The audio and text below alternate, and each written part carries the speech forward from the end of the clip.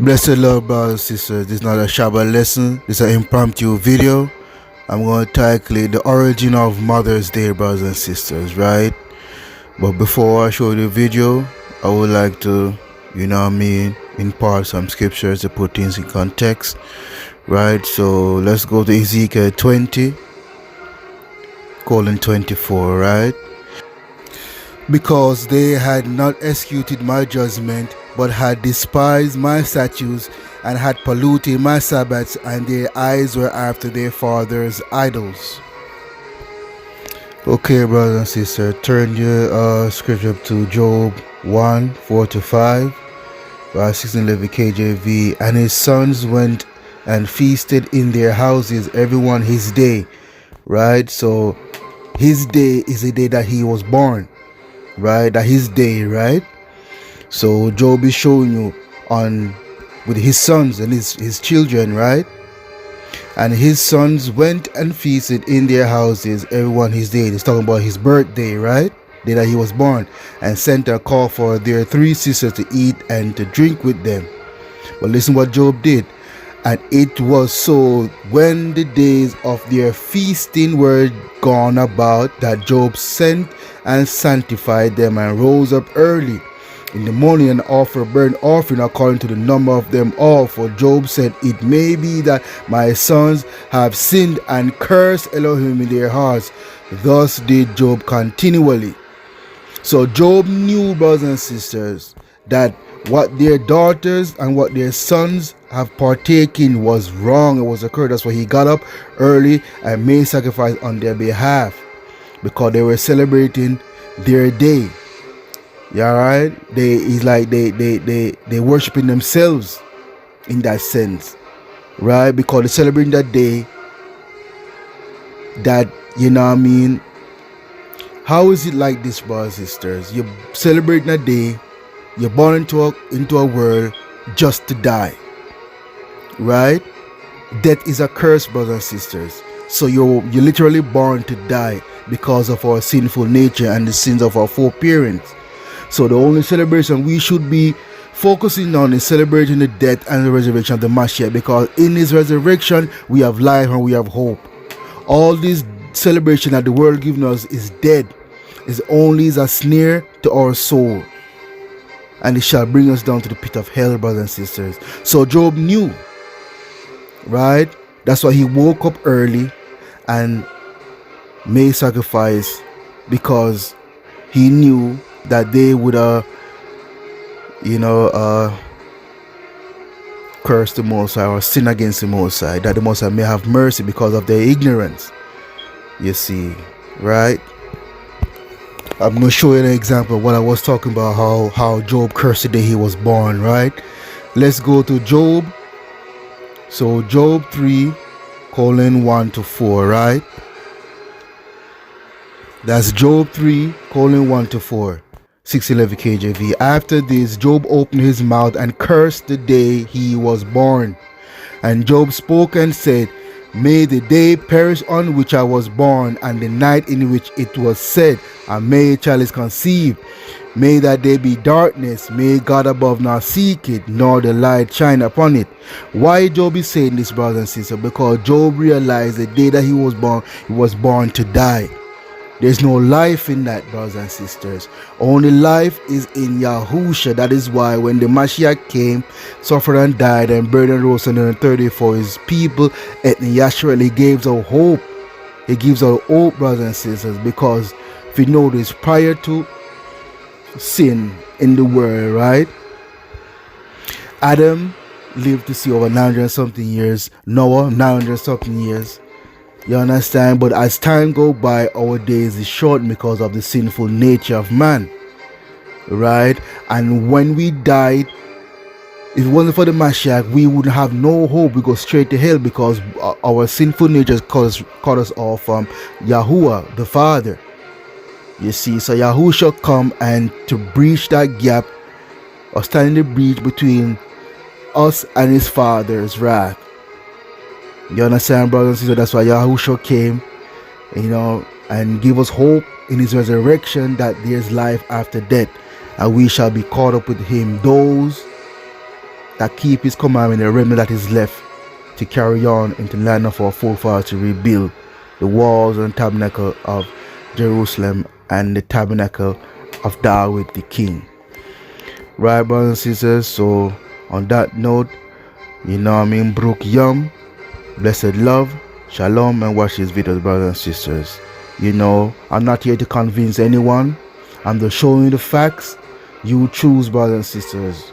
Choose ye day whom shall you serve, Elohim or man. You follow the feast days of the Most or the feast days of man. It's your choice. By the end of the day, you cannot say you have not been warned, brothers and sisters. Right? Because our people are very stiff-necked and refuse to wean themselves off this jug called Christianity and Islam and Muslim and whatever religion you find yourself in. You understand? The scriptures say, it's better to love the Most High more than man. It's better to obey than to sacrifice. You understand? You put the Most High before your parents, brothers and sisters. Because at the end of the day, your parents cannot save you. It's the Most High. And if you're not following and keeping the laws, commandments, and statutes, brothers and sisters, then you're going to find yourself in judgment. So Mother's Day had nothing to do with children of Yisrael in ancient time, and it's not supposed to have nothing to do with us now, because the Most High, we were already honoring our father and mother because of the commandments the Most High gave us with the 10 commandments, and one of the commandments, honor thy father and thy mother. So I don't know where or why can't you see this, brothers and sisters, right? But that joke called Christianity and Islam and the pagan religion that caused this warped mentality, you see, and that's going to be a downfall and destruction. All right, bless the Lord, brothers and sisters. Shalom. It's rewind time.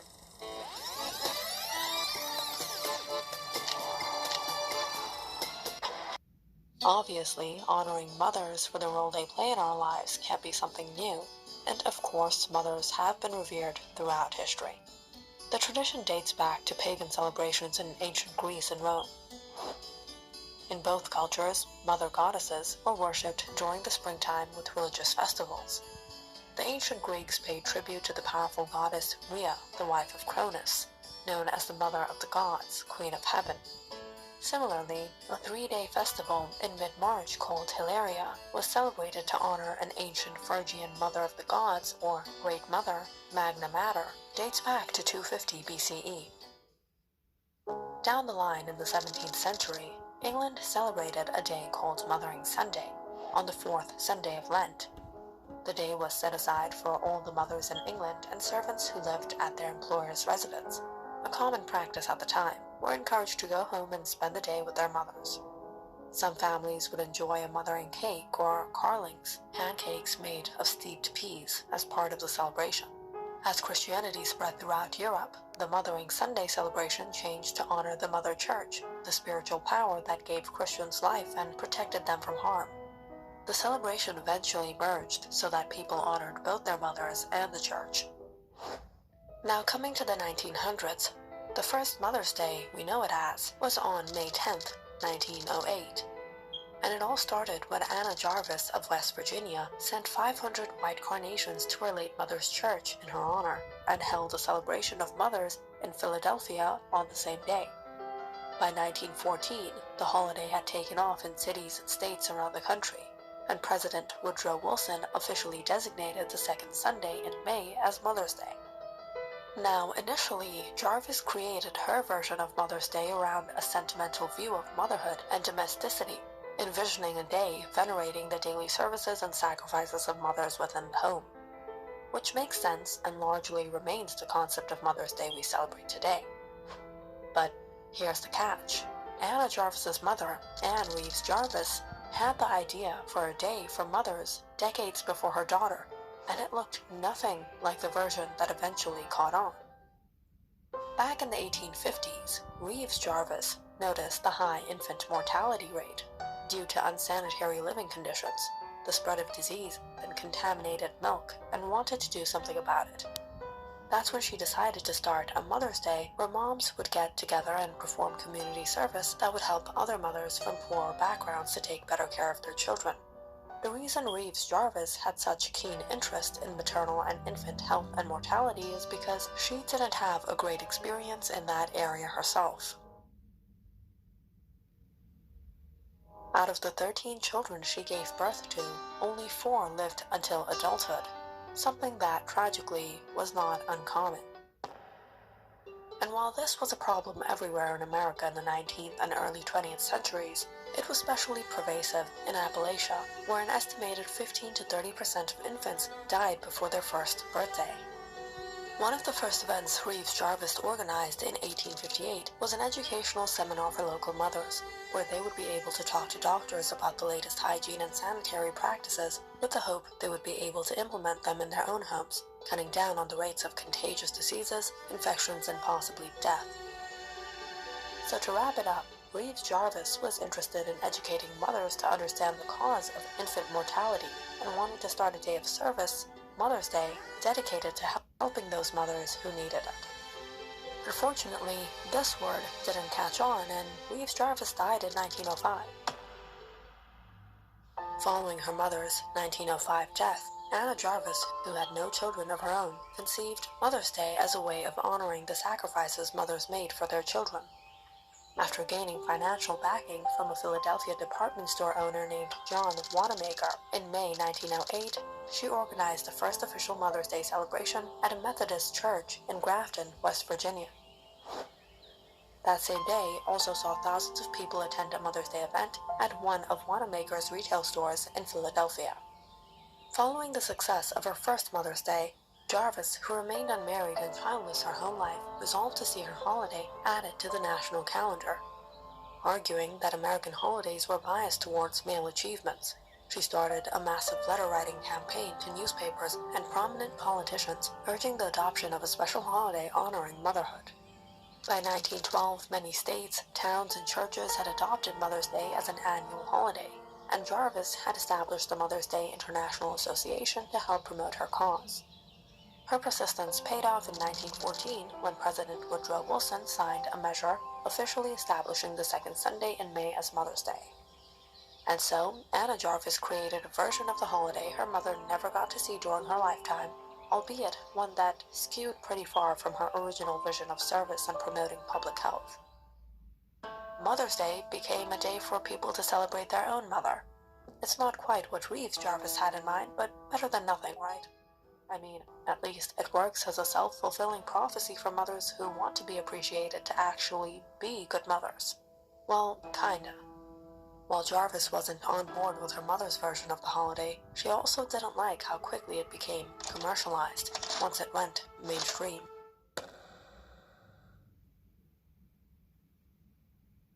Anna Jarvis's version of the day involved wearing a white carnation as a badge and visiting one's mother or attending church services.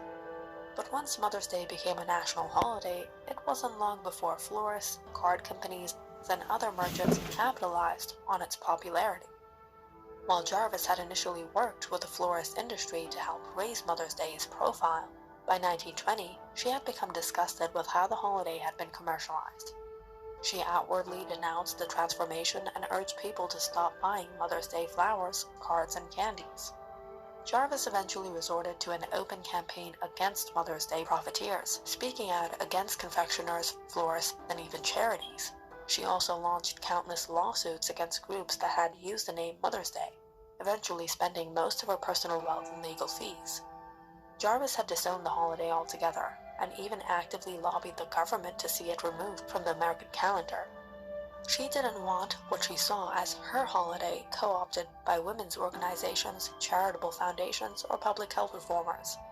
She even went so far as to criticize the First Lady, Eleanor Roosevelt, for using the holiday to raise money for charities. Long story short, Jarvis continued to fight for the legacy of her specific version of Mother's Day for the rest of her life. It didn't work, and she died penniless in a sanitarium in a state of dementia in 1948. In the end, neither mother nor daughter were successful in implementing their vision for a perfect Mother's Day. The real winners, of course, are the greeting card industry and whoever makes those trays with foldable legs used on TV for serving breakfast in bed. According to an annual spending survey conducted by the National Retail Federation, Americans spent an average of $168 on Mother's Day in 2013, and it has increased since. In total, Mother's Day spending exceeds $20 billion each year. In addition to the more traditional gifts, cards, flowers, candy, clothing, and jewelry, one survey showed that an unprecedented 14% of gift givers plan to buy their moms high-tech gadgets like smartphones and tablets.